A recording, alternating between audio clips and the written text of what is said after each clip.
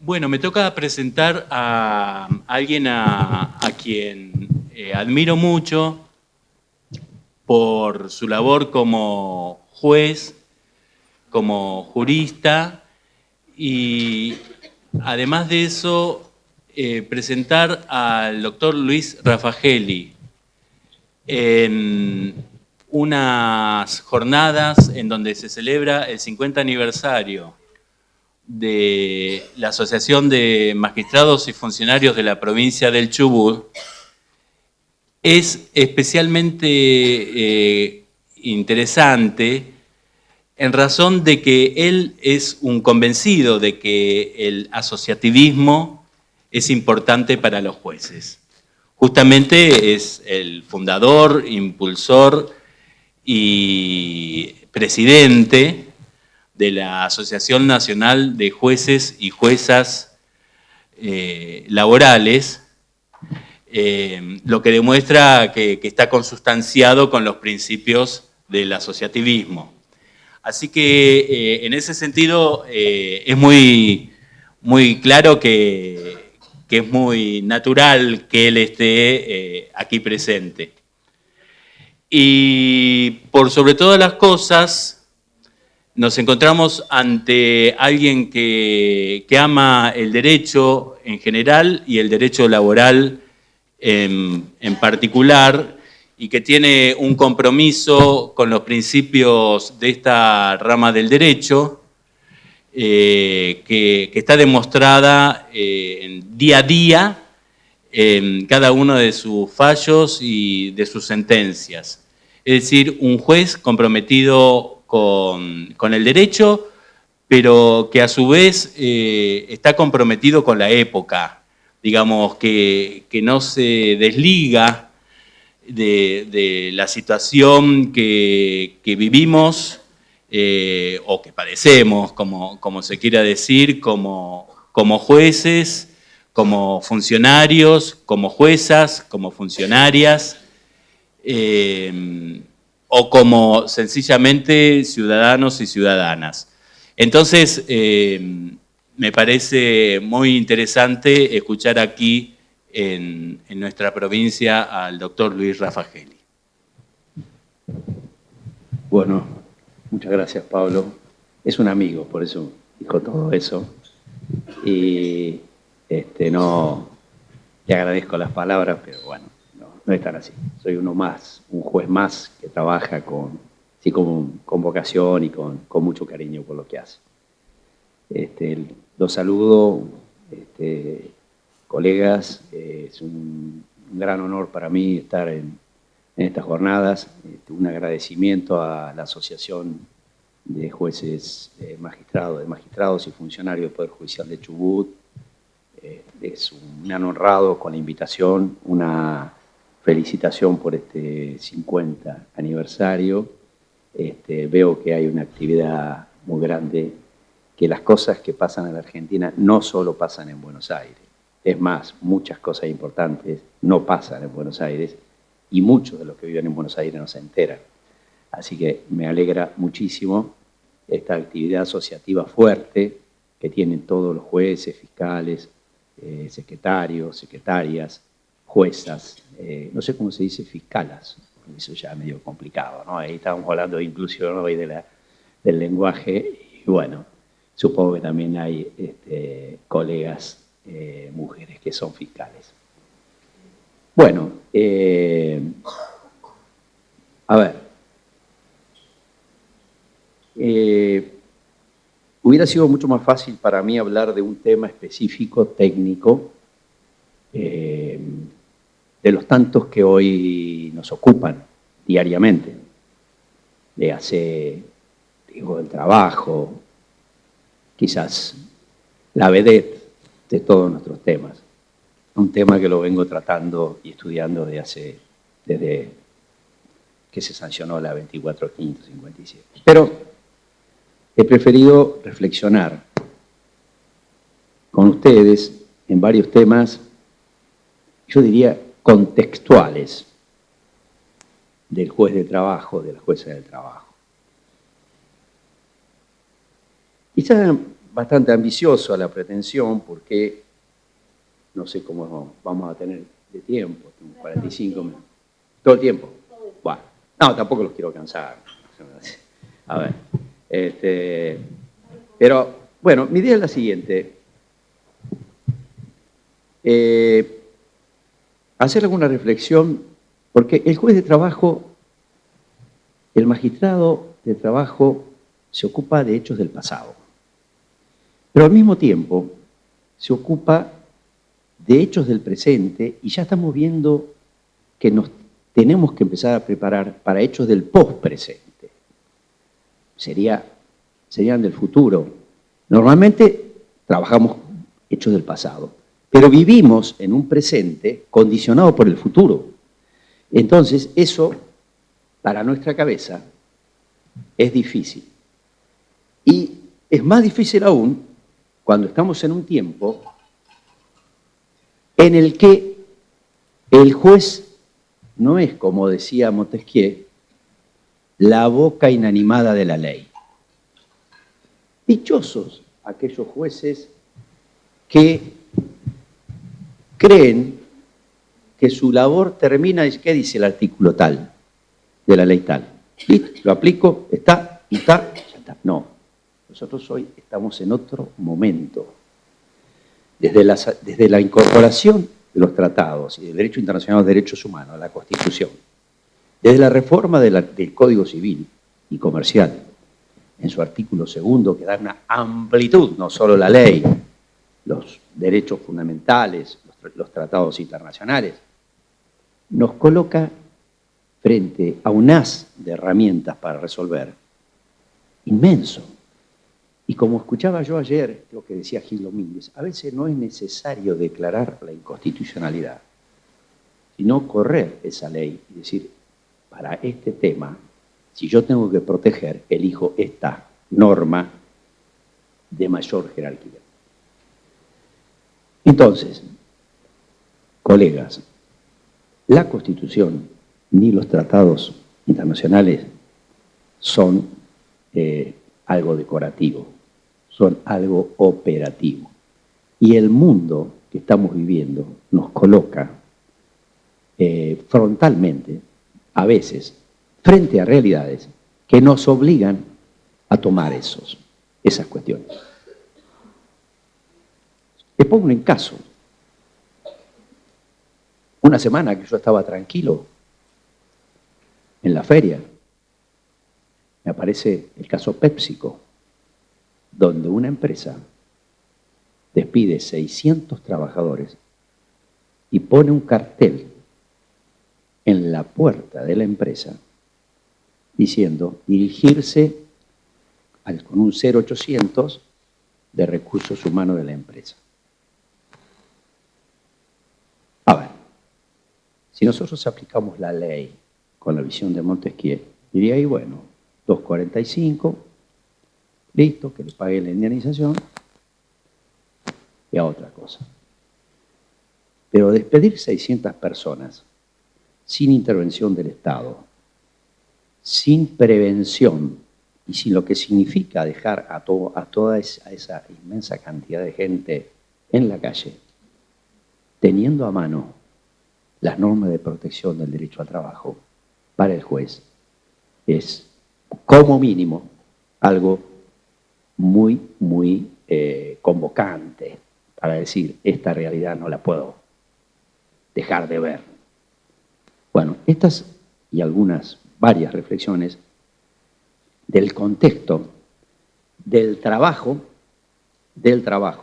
actual, del trabajo futuro, de los principios fundamentales frente a la crisis, en los cuales se desempeña el magistrado del trabajo, la magistrada del trabajo.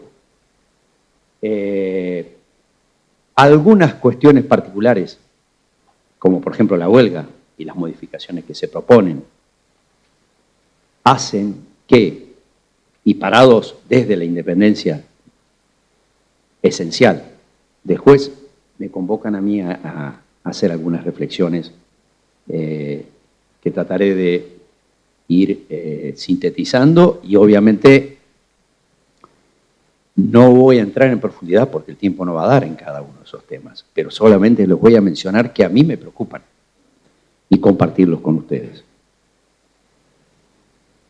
El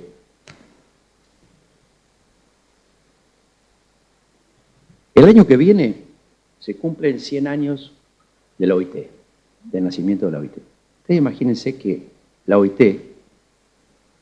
del Tratado de Versalles, con mayoritaria presencia obrera, ya se planteaba todos estos temas de la paz, el conflicto social y de la justicia social. Estamos a 100 años y hoy el tema que se discute o que se va a discutir es el futuro del trabajo, que, y un tema muy interesante, se le puso por Guy Ryder, que fue el secretario general de la nueva Central Sindical Internacional, le puso el futuro del trabajo, le agregó 2 palabritas. ¿Qué queremos? No el futuro del trabajo en abstracto y solo, sino el futuro del trabajo, ¿qué queremos? A ver, el otro día leía un artículo muy interesante de un profesor que no es, después lo voy a mencionar, al profesor Gonzalo Pérez Álvarez, de aquí de la Universidad de la Patagonia, un profesor de Rosario, Pedro Bolea, y él decía que los inteligentes son los que crean trabajo.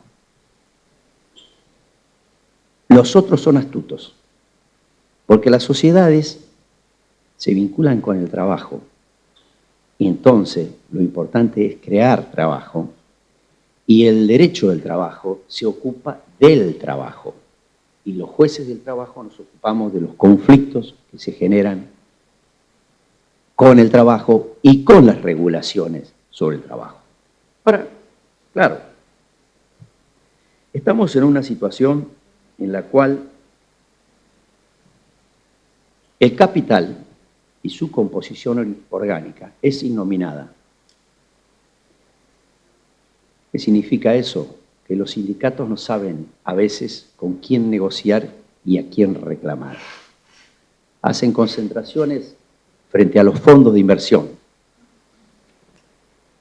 Por eso es muy interesante la fusión de la Confederación Mundial del Trabajo, de raíz social cristiana, y la CIOLS, junto a los distintos vestigios de la otra confederación que había anterior a la caída del muro.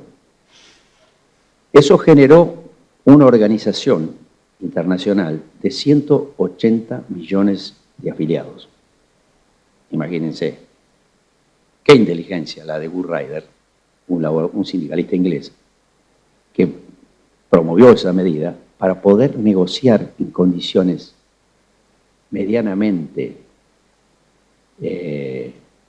equiparables a la del capital transnacional que mueve y determina lo que pasa en el mundo. Es evidente que, eso lo decía el otro día un colega, que los sindicalistas ya no pueden tocar solo el bombo. Si lo quieren tocar, que lo toquen. Los sindicalistas tienen que prepararse, tienen que estudiar y mucho, y tienen que promover la formación de los trabajadores, porque en este mundo que se viene, sin formación es imposible poder competir y poder prepararse para ese futuro. Es toda una discusión si la tecnología, si las nuevas tecnologías, la información va a destruir más trabajo del que se va a crear.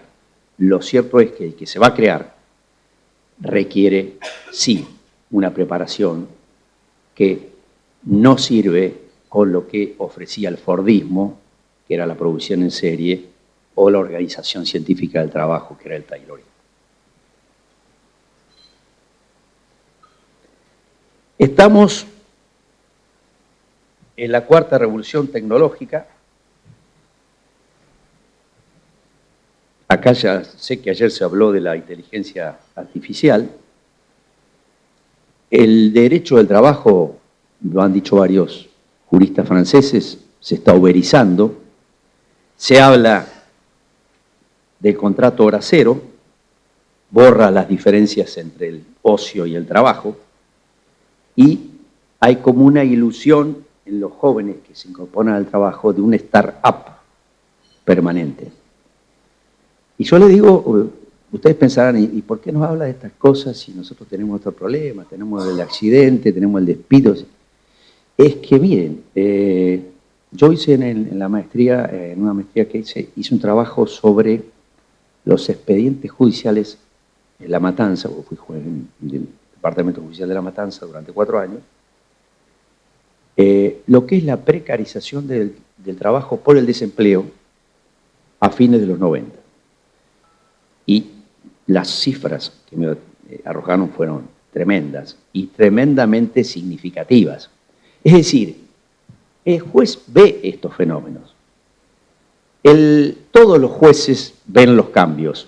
Los jueces penales ven otro tipo de delitos, los jueces civiles ven otro tipo de fenómenos, etcétera, etcétera. Pero el juez del trabajo tiene una sensibilidad especial porque ve pasar estas cuestiones que están cambiando y que producen litigios distintos. Fíjense que el G20 plantea 2 siglas que no sé si ustedes han escuchado nombrar. El G20 son los poderosos del mundo, que deciden para dónde vamos, cuál es el rumbo de la nave. El mundo VICA y el universo RUPT, R-U-P-T. Volátil, incierto, complejo y ambiguo. La primera, rápido, impredecible, paradójico y entrelazado. Ahora bien, esas siglas no son para los poderosos, porque ellos no tienen problema ni de impredecible, ni de volátil, ni de temporario, transitorio, no, es porque esos capitales tienen la facilidad de asegurarse, saben cómo asegurarse, cómo entrar, cómo salir. El problema es que la gente que vive del trabajo y que ya no tiene un trabajo. Por eso, esa frase de el futuro del trabajo, ¿qué queremos?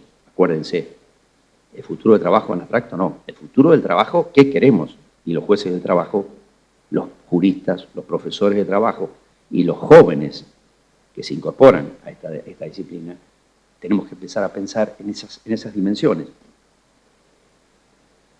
Ustedes saben que San Francisco es una ciudad que siempre tuvo una contracultura como alternativa a la cultura del consumo americano, del triunfo fácil, más bien es una ciudad de artistas, de cuestionadores. Pues bien, fíjense que también eso ha sido absorbido por la tecnología. En San Francisco está Silicon Valley.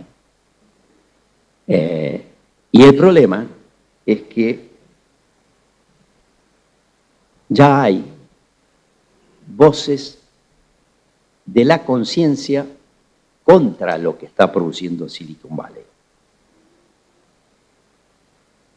Por ejemplo, hay un pensador francés que habla de la silicolonización. Silicolonización. Y nos dice, el tecnoliberalismo no es solo un modelo económico y corporativo, sino también civilizatorio, que pone en riesgo nuestro libre albedrío, y eso ocurriría con esa colonización de Silicon Valley. Allí están los gigantes, Google, Apple, Facebook, Netflix, Amazon, Yahoo. Son los que, vos decís, ¿cómo? ¿Dónde están? ¿Cómo los tomo? ¿Cómo los agarro? ¿Cómo los demando? Y bueno, son las compañías que tienen mayor valor, mayor cotización del mundo. Y bueno, está bien, todas estas cosas pareciera que están lejos de nosotros. pero no están tan lejos porque los tiempos se acortan. Y si miramos panorama para adentro, nosotros estamos con bastantes problemas en temas de derecho al trabajo.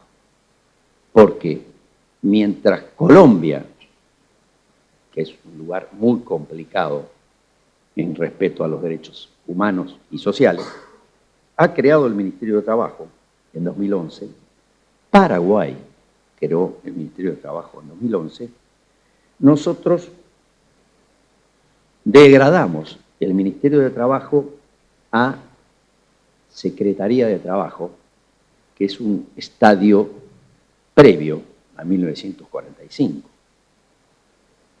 Es como un discurso que habla de la modernidad y de todas estas cosas que estoy diciendo, pero por otro lado sustrae herramientas que permitirían prepararse frente a ese mundo de otra manera y no degradando herramientas o disminuyendo herramientas. Por eso, frente a la crisis evidente que es global, después de 2008, de la caída de la Lehman Brothers, y es inocultable en Argentina, para que lo vamos a comentar, todos lo vivimos a diario, y más lo viven quienes están solo con un salario, bajo salario. El tema está en que nosotros tenemos un bloque de constitucionalidad federal que por algo está y por algo lo aprobó la conciencia media de la humanidad. Y no está porque son frases lindas y para tenerlas ahí, sino para aplicarlas, como dije al comienzo. Mi compañero de sala, mi gran compañero de sala, don Juan Carlos Fernández Madrid, siempre decía que la respuesta frente a la crisis económica no puede ser el ajuste permanente que perjudica a los que solo tienen su trabajo. Y él hablaba de el principio de indemnidad y del riesgo empresario. Todo eso lo sabemos. Ahora, Argentina tiene un cuerpo, un corpus iuris, un cuerpo de constitucionalidad federal que nosotros, los jueces del trabajo, no podemos dejar de explicar.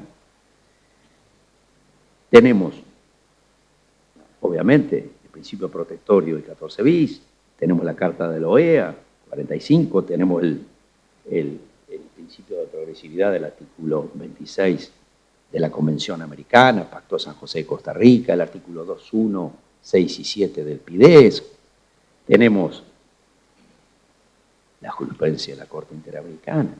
Recientemente, ustedes los habrán visto, y si no se los recomiendo calurosamente, dos fallos increíbles: Lagos del Campo contra Perú y caso de trabajadores cesados de Petroperú y otros versus Perú, de noviembre de 2017, hace menos de un año. ¿Cuál es la preocupación central de esa doctrina que emerge de esos dos fallos?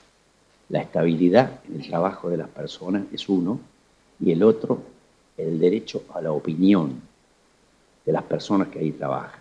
Por el caso de Lagos del Campo, era una persona que se atrevió a criticar a la corporación en la que trabajaba y fue despedido.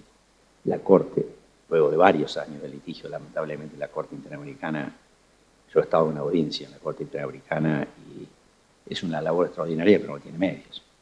Tiene medios, tarda 12 años para dictar un fallo, 12, 13, 14. Pero bueno, está y nos da señales muy importantes. A mí me han servido mucho los fallos de la Corte Interamericana. Ahora, ¿qué nos dice? La estabilidad laboral no consiste en una permanencia irrestricta en el puesto de trabajo, sino de respetar este derecho. O sea, la Corte, ¿qué nos está diciendo? No es que nosotros atornillemos a una persona al puesto de trabajo, pero sí le demos la garantía de que en caso de despido haya una causa justificada, hayan causas justificadas, razones suficientes para esa sanción. Y nos trae el convenio 158, que es una voz de conciencia también. Y el convenio 158, recuerdo, no está ratificado por Argentina y fue denunciado por Brasil. Brasil, que lo tenía ratificado, lo denunció. Bueno, esto nos lleva al paraíso del capital y pone al trabajo de rodillas en estas condiciones.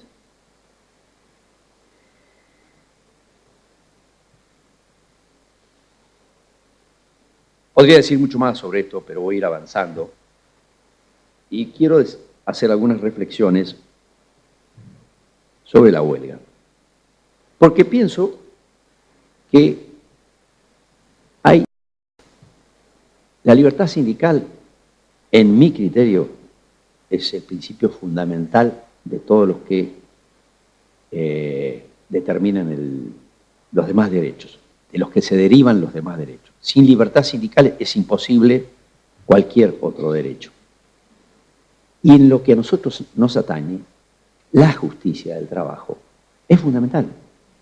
Pero para eso tiene que haber una conciencia de la sociedad y un rol del Estado en función de eso que permita una justicia del trabajo con los medios necesarios y los procedimientos aptos para que esa función sea eficiente y para que no quede en una otra frustración del demandante de justicia en esos casos.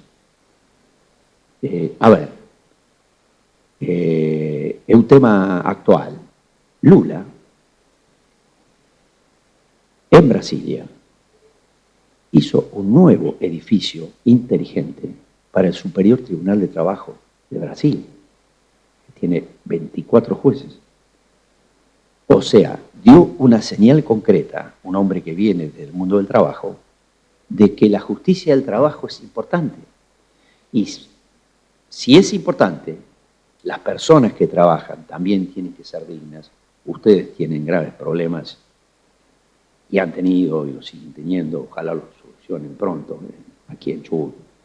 Y realmente los felicito porque fueron de los primeros casos en que ustedes, por resolución de la Asociación de Magistrados, decidieron hacer una protesta que, aunque sea breve, que aunque sea pequeña, significa un gesto de dignidad, de decir en qué condiciones trabaja el juez, trabaja la jueza.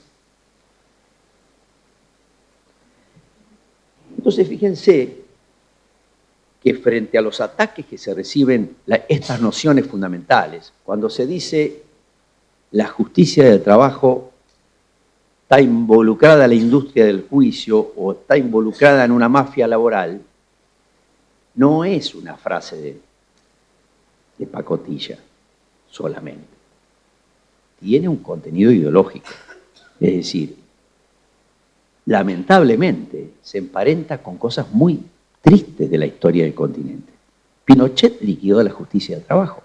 Yo no digo comparar exactamente, pero los hechos se apunta, no se va a poder, creo que no se va a poder hacer en Argentina, pero se apunta a quitarle independencia, se apunta a que los procedimientos no sean los aptos.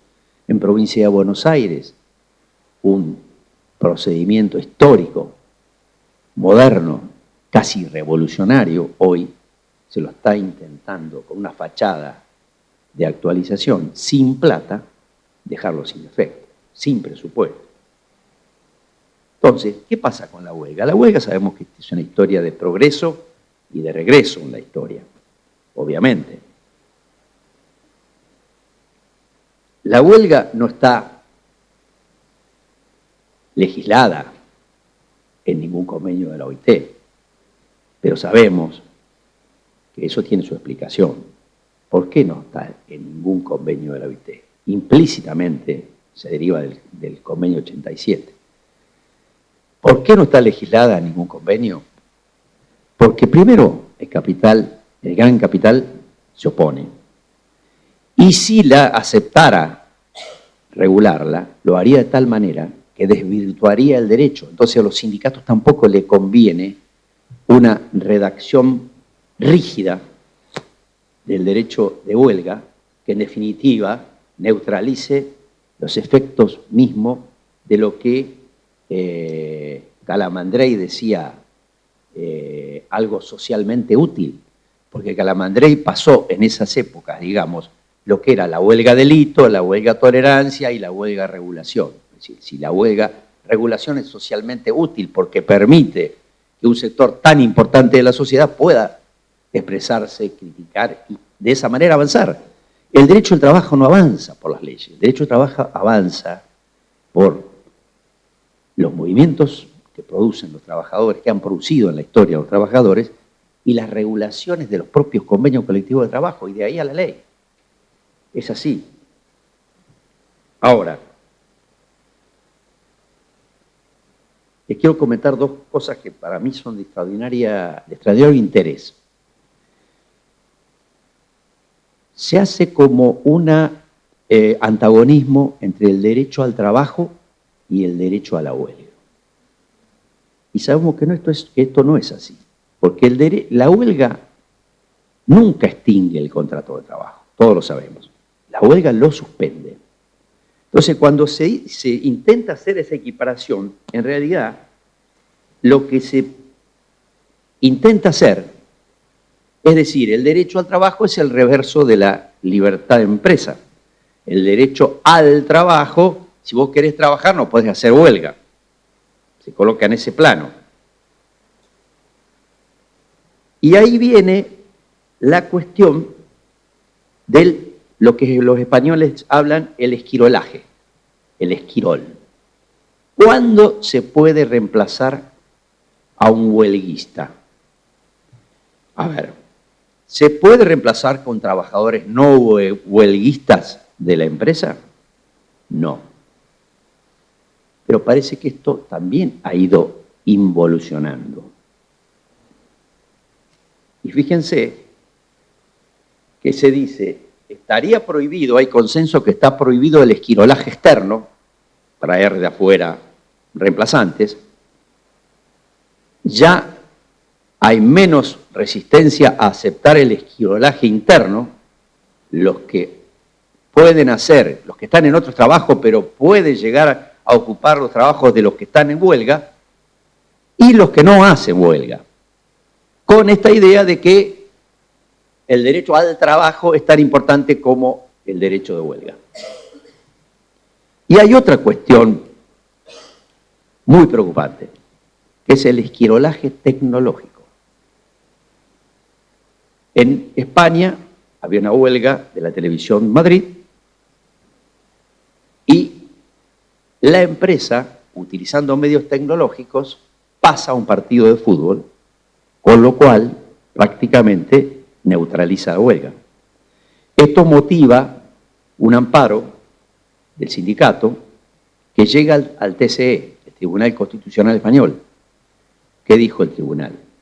Que había un vacío, porque estaba prohibido el esquirolaje externo, el esquirolaje interno estaba en esa revisión que les dije recién, pero no estaba previsto que los huelguistas fueran reemplazados por tecnología.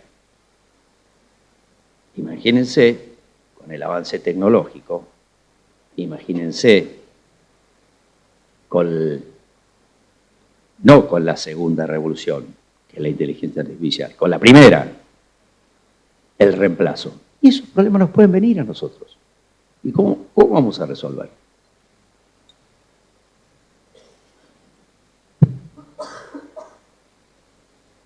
Entonces, me parece que ir pensando estas cuestiones es de gran importancia. Porque en realidad, y en eso coincido con Antonio Bailos, es un profesor muy conocido de Toledo, muy amigo de nosotros, algunos de ustedes lo deben conocer o habrá ido a Toledo. Fue mi tutor de tesis en Toledo. El derecho al trabajo implica el derecho, dice él, a no ser privado de él sin justificado motivo. ¿Qué es lo que dice la Corte Interamericana, que les mencioné hace un ratito? Lo que en la huelga no es posible, porque la huelga no extingue.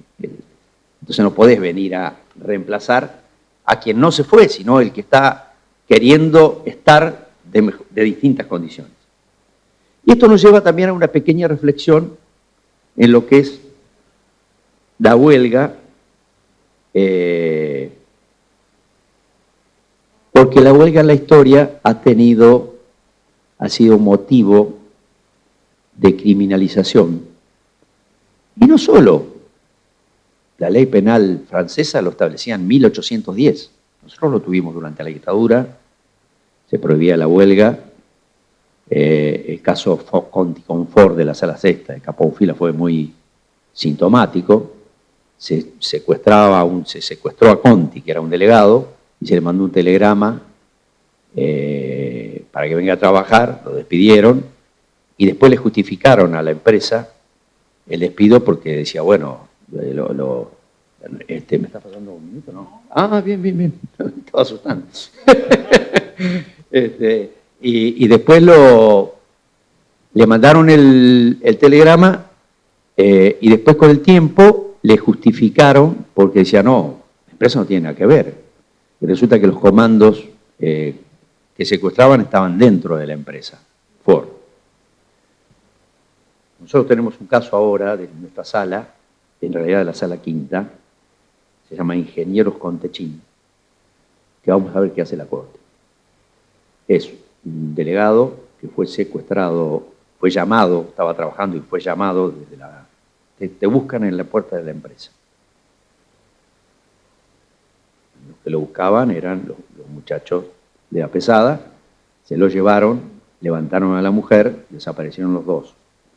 La hija, que tenía 4 meses, con el tiempo creció, hizo la acción y bueno, ese expediente tuvo muchas ida y vuelta. Finalmente nosotros lo sacamos, planteamos la imprescriptibilidad de la acción civil y con votos divididos, y finalmente lo que se discute es si hay o no un caso de fuerza mayor extraña al trabajo. Fíjense los problemas que la realidad nos trae a veces a los jueces del trabajo. Qué difícil es el texto frío de la ley. En ese caso era la ley 9688, que nos dice fuerza extraña mayor al trabajo, y pareciera que si viene alguien que no tiene nada que ver con la empresa, es fuerza mayor extraña al trabajo. O sea, si lo lees así fríamente, es así. Pero si vos decís que ¿por qué lo fueron a buscar ahí? ¿Por qué ¿Por qué no lo protegió la empresa? ¿Por qué no ejerció el deber ese deber que tiene de seguridad? Es decir, son interrogantes que un juez moderno, un juez activo, un juez comprometido con los derechos humanos, comprometido con los tratados internacionales y con la Constitución, es imposible que deje de verlos. Es decir, después hay que ver cómo se resuelve, pero como mínimo hay que plantearse esas herramientas frente a desafíos nuevos, ¿no? Y entonces, viene la reforma del Código Penal. El título 21 tiene 10 artículos. Delitos contra la libertad y la dignidad del trabajo. En el tema de los artículos 420 al 430. Delitos contra la libertad, se impondrá prisión de 1 mes a 1 año al que compeliere a otro a tomar parte de una huelga o boicot o impidiere el ejercicio de este derecho. Si se aprueba este texto, los jueces penales, acá había una jueza penal, no sé si se fue, vas a tener trabajo. Porque ¿sabes qué pasa? Este es un texto, a ver, yo no quiero preciarme ni pretendo de oficiar de penalista, pero me parece que tiene una textura muy abierta este tipo penal. Porque dice, el que compeliere a otro, y que compeliere a otro sería capaz de, che, te sumás a la huelga, a lo mejor te lo decís, mirá que el sindicato está con la huelga, y te hacen la denuncia. Hoy las denuncias son fáciles. corren rápido. Y veamos qué dice el 158, actual, porque este tema de la compulsión a la huelga, el 158 dice, será reprimido con prisión de 1 mes a 1 año, o sea, la misma pena, el obrero que ejerciere violencia sobre otro. ¿De cuándo es el Código Penal? 1921, ¿no? 1921. Va a ser 100 años que ese texto es mejor que este proyecto. Ojo, yo respeto profundamente a Mariano Boriski. Esta es la comisión de Boriski. Lo respeto porque me parece un tipo muy inteligente, muy estudioso, pero creo que nosotros tenemos que participar ahí y cambiar esto. Con lo cual, no estoy, no estoy legitimando que se ejerza violencia, que se queme la fábrica, que se tomen rehenes, no. Eso es otra cosa. Pero sabemos que las huelgas, en momentos de extrema tensión, no son un convento de señorita. Es complicado. Yo les pregunto a ustedes si un día te dicen, te dejan un telegrama, Iris, llegás al juzgado y te dicen, ¿me queda despedida? Llame para el 0810 y consulten en recursos humanos. Rompes todo. Y sos una jueza, ¿sabes? Entonces, ojo. Somos jueces de la realidad. El anteproyecto tiene otras cosas que son interesantes, que nos tenemos que involucrar, me parece, como jueces, como juristas, como estudiosos, como abogados. Contrataciones y condiciones laborales ilegales, el capítulo 2, es todo el tema de la explotación. La Patagonia tiene mucha historia en esto. La explotación, la Patagonia trágica, la Patagonia rebelde. Y quiero hacer una mención a este joven, no lo conozco, pero Gonzalo Pérez Álvarez. ¿Está acá? Ah, bien. Yo cuando voy a todos los lugares que voy de la Argentina, me tomo un pequeño trabajito de decir qué pasa con la historia del trabajo. Me interesa la historia del trabajo. Y también me interesa la historia de los que trabajan y de los que luchan por tener un trabajo mejor. Y entonces ahí me encontré con esta investigación de este profesor patagónico, muy interesante, porque él dice que el noreste de Chubut, que es el noreste industrial, digamos, el otro polo sería Comodoro, pero bueno, en esta zona acá donde estamos nosotros, Madryn, Rawson y Trelew, fue muy afectado por las políticas de los 90.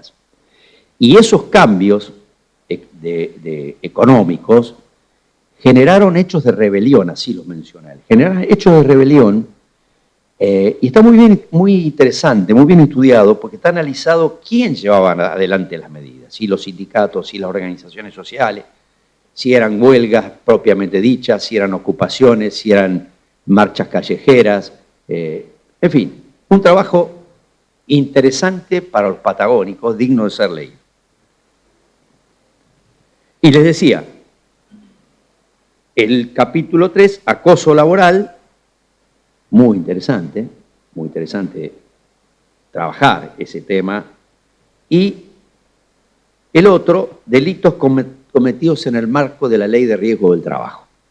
No me voy a meter en eso, no los voy a torturar con eso, pero le digo que no han sido muy creativos. ¿Saben por qué? Porque prácticamente han copiado el artículo 34 de la 24.557, que ya establece pena de prisión cuando no se otorgan las prestaciones dinerarias o en especie, las prestaciones médicas. Y es exactamente lo mismo, y la remisión al 106 del Código Penal. Abandono de persona. Con lo cual, me parece que habría que profundizar un poquito. Porque le digo, yo estuve hace poco en Italia, en un congreso de medicina del trabajo, y ahí pude comprobar que los empresarios italianos tienen terror a tener todo en regla en materia de salud y seguridad porque hay pena de prisión. Y este tema no es menor ni es una broma, se aplica, se aplica.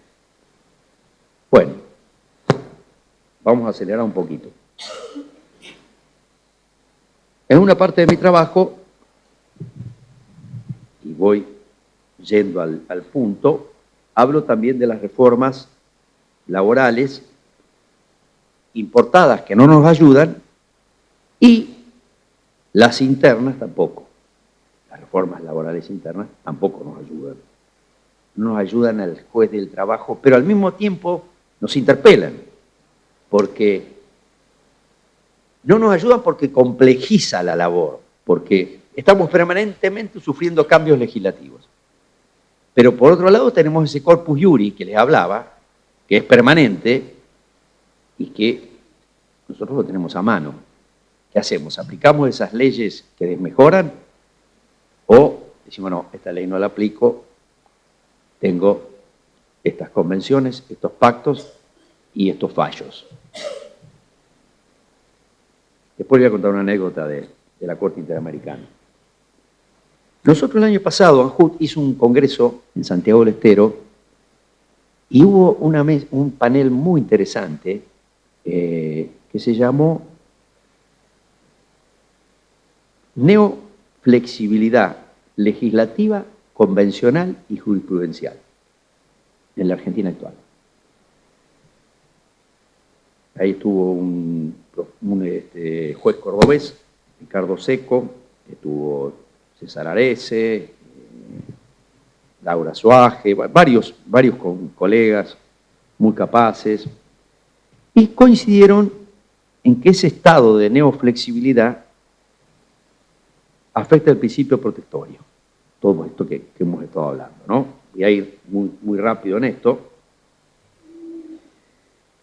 Y yo recordaba a ese gran maestro uruguayo, Óscar Armida Uriarte, quizás ustedes lo hayan conocido personalmente, una bella persona, y él siempre decía que las políticas neoliberales son desreguladoras en lo individual, desreguladoras en lo individual, en las relaciones de trabajo, e intervencionistas en las relaciones colectivas.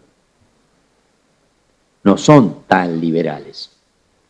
Son liberales para algunas cosas y son intervencionistas para otras. Y no se equivocan en lo que son intervencionistas.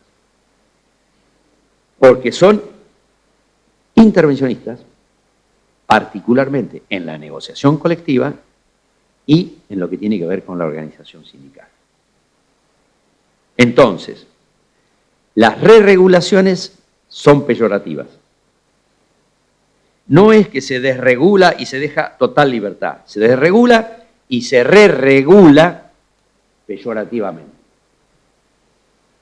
Esto yo ya lo trabajé con respecto al decreto que en los años 90, 91, desreguló todo, más de 50 convenios colectivos de trabajo vinculados a la actividad naval y marítima. Fue impresionante eso. Y eso ya lo trabajamos en aquella época. El tema es cuando se atribuye a los problemas de la competitividad empresarial, la culpa son de los que trabajan. Ese es el argumento. Y entonces, ¿cuáles son las posibles soluciones según esta visión? Disposición del tiempo de trabajo libre. Hoy tengo trabajo, por eso decía hoy, la uberización, hora cero, el start-up permanente. Tengo trabajo hoy, vení. ¿Se terminó? Andate. Cuando tenga trabajo te llamo. Representación del personal por fuera del sindicato. Entendimiento directo con los empleadores, la reforma de Temer, de Brasil. La reforma laboral francesa. 2 líneas. Una reforma XXL, le dicen. Hasta 2030 sería, hacia 2030. Se le está complicando a Macron. Se le está complicando. Porque los sindicatos comienzan a moverse y están en pie de guerra. O sea, ese país francés y ese París tan tan admirado por la mayoría del mundo y que nos gusta, ¿a quién no le va a gustar conocer París? Tiene problemas de carne y hueso, tiene problemas parecidos a los nuestros. No se haga ningún problema. Telecom tuvo más de 30 suicidios por la presión en el trabajo, factores de riesgo psicosociales en el trabajo. Entonces, fíjense, ¿qué dice la reforma laboral francesa? Liberar al trabajo y el espíritu de la empresa. Simplificar el derecho al trabajo. Abolir los delegados del personal. En caso de desacuerdo en la negociación colectiva, un referéndum directo con los trabajadores. Si están de acuerdo, el sindicato, convidado de piedra. Abaratamiento de las indemnizaciones en despidos colectivos. Entonces, dice, el derecho del trabajo se homogeneiza sobre bases que deterioran los fundamentos constitucionales del Estado social y democrático de derecho. En el 2014 se reunieron más de 600 juristas de Europa y cuestionaron todos estos temas y dijeron, ¿qué quieren hacer? ¿Quieren derogar la Constitución? Ahora, yo le aclaro que esto no es tan así. Tuve la inmensa suerte de acompañar a Capón Filas en un viaje de estudio a Alemania y ahí me quedó muy claro que el derecho laboral alemán y el Estado social de derecho alemán no es igual que esto.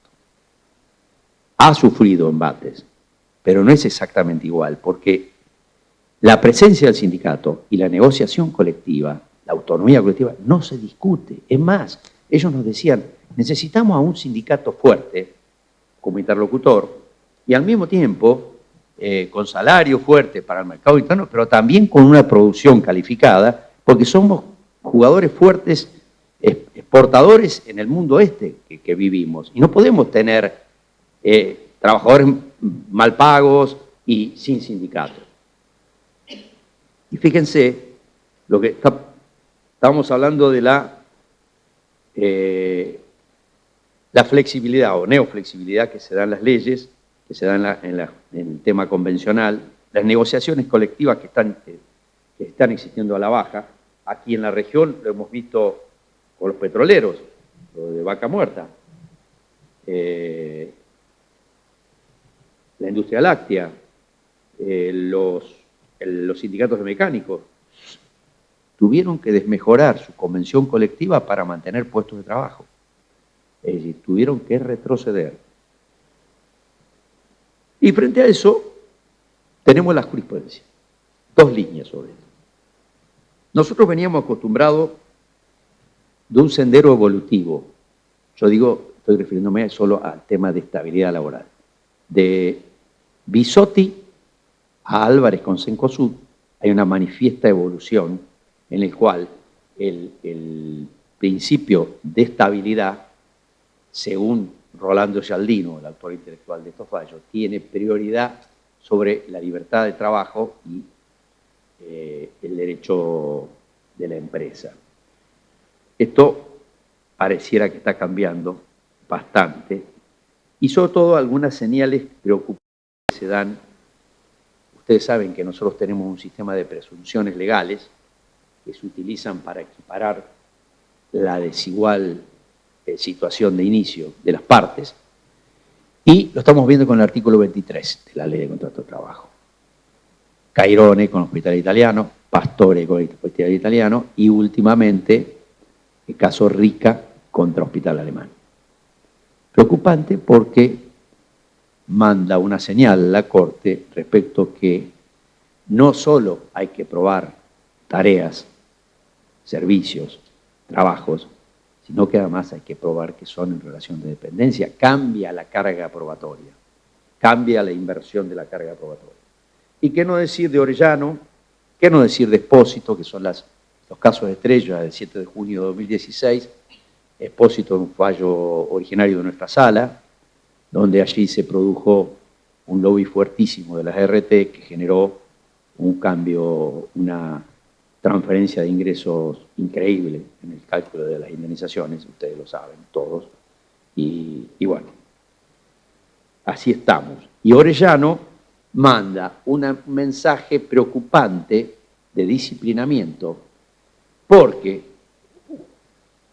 va en contra de una tendencia aceptada mayoritariamente por la jurisprudencia y por la doctrina respecto a que quién es el titular del derecho de huelga. Entonces, si yo estoy en un establecimiento, soy afiliado a un sindicato, pero resulta que ese establecimiento es contrario la comisión interna o los delegados o el delegado a la conducción sindical y hay un incumplimiento y decreto una medida de fuerza, resulta que esos trabajadores, si la huelga no la convocó el sindicato, estarían incurriendo en un incumplimiento contractual susceptible de ser sancionado. Mensaje preocupante. El maestro Fernández Madrid me dijo, oh, Luis, no se haga problema, esto va a pasar porque estos tiempos van a pasar. ¿Le parece? Sí, no, esto va a pasar. Bueno, le cito dos fallos más. Villamil, es lo que le decía, Villamil es el famoso caso en el cual no aplican el nuevo Código Civil y Comercial que expresamente establece la imprescriptibilidad de la acción civil. En un parrafito chiquitito, creo que es no me acuerdo exactamente, 2123, no me acuerdo exactamente el artículo, pero es un parrafito chiquito que lo establece. La Corte, que aplicó inmediatamente en otras cuestiones, como por ejemplo en temas de divorcio, aplicó el código, en este caso no lo aplicó y declaró prescrita la acción en Villamil. Y en Fontevecchia es preocupante porque hay un alzamiento contra la doctrina y las decisiones de la Corte Interamericana, preocupante porque lo que significa a los compromisos asumidos como Estado miembro de Argentina, ¿no? Bueno, una cuestión que quería señalar. Ustedes habrán advertido que mi recorrido ha sido tratar de rebatir todos aquellos principios y verdades que están puestos bajo sospecha, que están interpelados desde el discurso del poder, interpelado a la luz de nuestro propio bloque federal de constitucional y nuestro corpus juris. Ese ha sido mi intento. No sé si mínimamente lo he logrado. De todas maneras, siempre hay verdades dichas por los grandes maestros que no podemos olvidar. Couture, que está reconocido como uno de los grandes juristas de la historia de la humanidad, al nivel de Hering, de Savigny, decía que sin derecho no hay proceso. Es decir, si no tenemos derechos de fondo, ¿para qué queremos el proceso? Para que se haga un proceso y no se aplique un derecho. No tendría sentido. Pero también, sin proceso, no hay derecho, porque ¿de qué nos sirve tener grandes derechos si no tenemos un proceso que lo viabilice? Y eso lo dice Alexis. Alexis clarísimo. Dice, los derechos fundamentales requieren derecho a la organización y al procedimiento, que van de la mano con la concreción efectiva de esos derechos. Entonces, fíjense que nosotros, y eso es una lucha que tenemos que dar los jueces y las juezas del trabajo, para que haya justicia del trabajo, por ejemplo, en las provincias donde no hay cámaras laborales, que haya cámaras laborales. Esa es una batalla que tenemos que dar. Nos corresponde a nosotros darla y nos corresponde que la sociedad civil, que los sindicatos, incluso que las propias empresas, acepten esta necesidad. Porque es una necesidad que está impuesta por la hora, por el momento. Porque, fíjense, ¿cuál es la tríada sobre la que se erige la justicia del trabajo? Derecho protectorio, el fondo, procedimiento laboral autónomo, no el civil y comercial. Subsidiariamente lo podemos aplicar, pero tenemos que tener un procedimiento laboral propio, una ley propia, adecuada a la función y a que se agilice, que se haga célere ese procedimiento para hacer efectivos esos derechos. y magistratura especializada. Frente a todo esto que he estado diciendo, me parece que no hay ninguna duda que el juez que se encarga de los temas del trabajo tiene que ser un juez especializado. Obviamente, aplaudo a rabiar a aquellos colegas que tienen que ocuparse, como recién hablaba con un colega de aquí, de Sarmiento, y otros, lo he visto en otras provincias, que tienen competencia universal. Es tremendo eso. Está bien, tienen a lo mejor menor litigiosidad, pero igual, los problemas son complejos, los nuevos problemas son complejos y existe y exige una preparación muy especial. Y la misma Corte ha reconocido esa competencia especial de la justicia del trabajo en distintos problemas y hoy es un debate. Este tema es el próximo fallo de la Corte. La Ley 27.348, su artículo primero, ¿es constitucional o no? Nosotros, en un caso que se está haciendo bastante conocido, que hace Freites contra Banco Provincia, Freites Lucas contra Banco Provincia, hemos dicho que es inconstitucional, con voto de mayoría de la doctora Cray y en mi voto y disidencia del doctor Pose. Y bueno, hay muchos fundamentos que tienen muchas cosas que ver con las que he dicho, pero que no voy a repetir ahora. Ahora, fíjense, y esa era la anécdota que les quería contar. En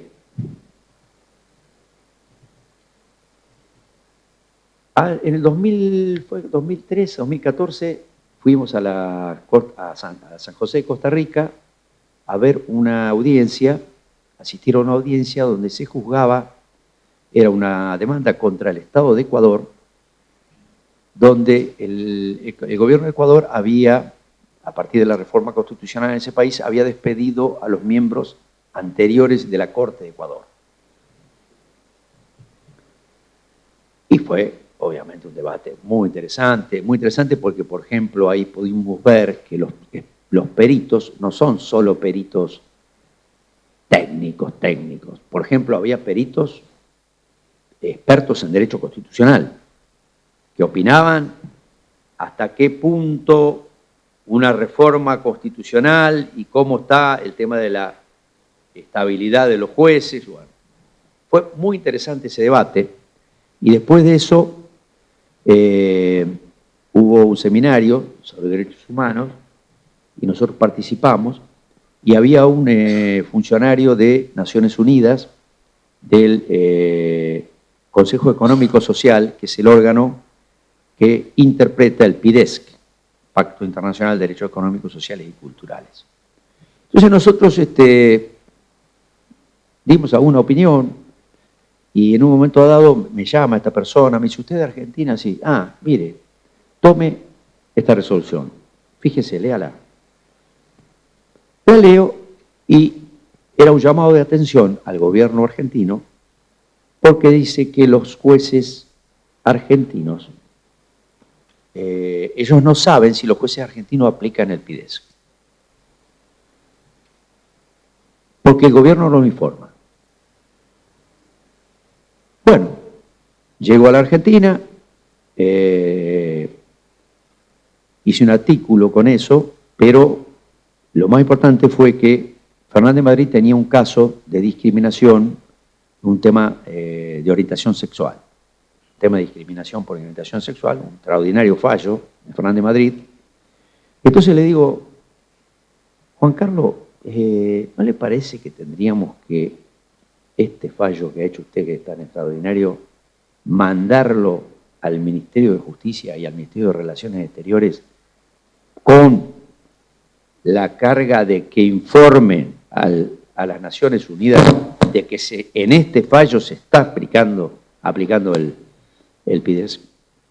Y efectivamente, él dijo, me parece, sí, comparto plenamente, yo hice un voto concurrente y ese fallo fue remitido. Con lo cual, les digo a todos, y no solo a las juezas o jueces laborales, cuando apliquen el PIDESC, tengan en cuenta esto, que a Argentina se le llamó la atención por no informar si sus jueces aplican o no este pacto. Y también vale para el pacto de derechos civiles y políticos, que en muchos casos puede ser que los jueces o las juezas penales tengan ese tipo de cuestiones. Y lo último sobre esto, quiero recomendarles la lectura de la observación general 23 del Consejo Económico Social de la ONU, es del 27 de abril de 2016, sobre el artículo 7 del FIDES. El artículo 7 es el que establece las condiciones dignas y equitativas de trabajo, satisfactorias de labor. Y esta observación es una reglamentación de este artículo. Tiene 80 artículos más o menos, y es un verdadero manual básico, mínimo, inderogable, de orden público, que yo creo que todos los jueces deberíamos tener en cuenta y a mano para aplicarlo en un caso en el cual no encontremos respuesta dentro del derecho interno. Me parece interesante verlo y tenerlo a mano. Y ya voy terminando, voy cerrando. ¿Qué decirles sobre la independencia del juez? Y particularmente la independencia del juez del trabajo, la jueza del trabajo, en estas circunstancias, con estos condicionamientos que he dicho, internos, externos, condicionamientos de falta de medios materiales, de problemas salariales, de falta de presupuesto, de falta de un procedimiento que ha quedado atrás en el tiempo.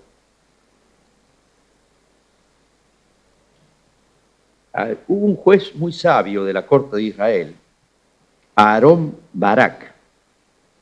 Él decía, el juez tiene dos funciones principales. Uno, reducir la brecha entre la legislación y la realidad cotidiana. Pavada de exigencia, ¿no? Y la otra, proteger la Constitución y sus valores. Cuando un juez se enfrenta a más de una opción, debe tener a la que mejor llene al vacío entre la ley, protege la vida, la Constitución y sus valores.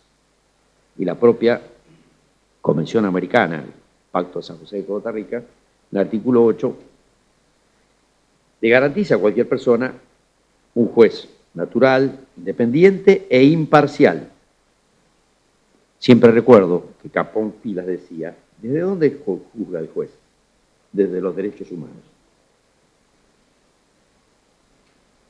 Por ello, y habida cuenta de que si bien se han parado, pero hace un tiempo atrás, 2 años atrás, y nosotros lo sufrimos en carne propia, cualquier pedido de enjuiciamiento contra la magistratura debe ser fundado y analizado con mucha seriedad y rápidamente desechado cuando no reúne esos requisitos.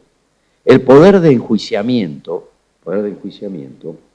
o el disciplinario no tiene competencia alguna para juzgar a los jueces por el contenido de sus sentencias. Esto es una verdad constitucional, no es un invento de nosotros los jueces laborales que fuimos denunciados y que por distintas presentaciones y porque era injusto fueron rechazadas esas denuncias porque eran claramente denuncias por el contenido de las sentencias. Las Naciones Unidas habla de un tema inquietante, que es la rendición de cuentas judiciales. También lo extiende a los abogados, ¿no? Y es un tema complejo, pero tiene que ver con la necesidad de que la justicia recupere ese rol de seriedad, ese rol de respeto de toda la sociedad, de decir, bueno, si lo dijo un juez, listo, ya está. Y no que estemos permanentemente en la mira por decir, son un grupo de privilegiados que encima no pagan ganancias.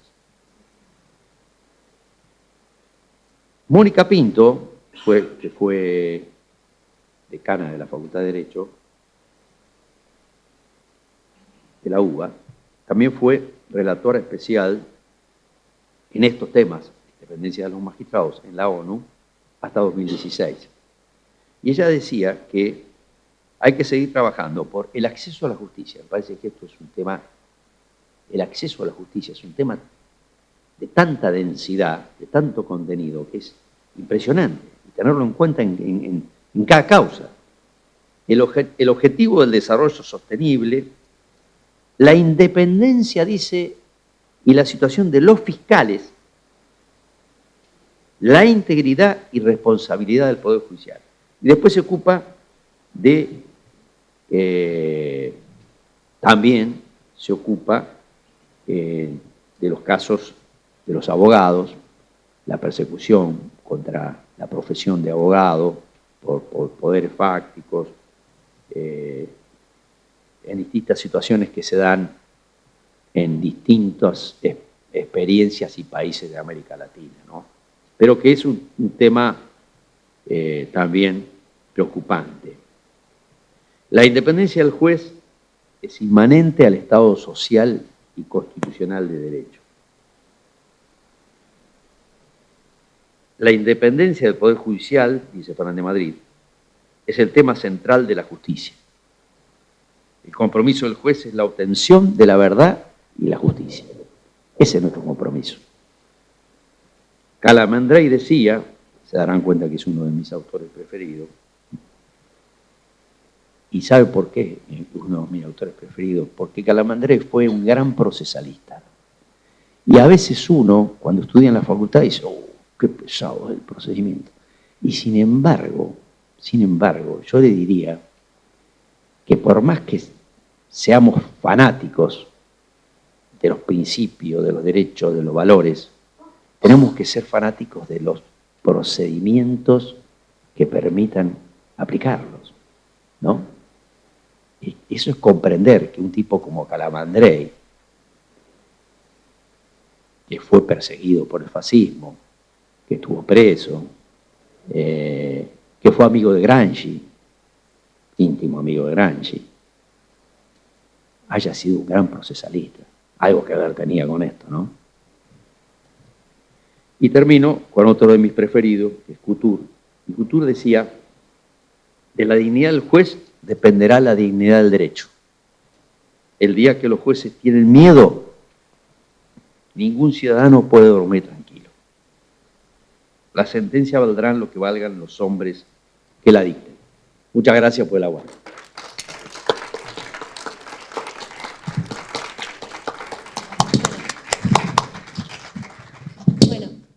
Primero que nada quiero agradecerle a Luis porque es una persona sumamente humilde, ¿sí? Y que ha seguido con un error que hemos tenido nosotros en la organización, no hemos leído el currículum.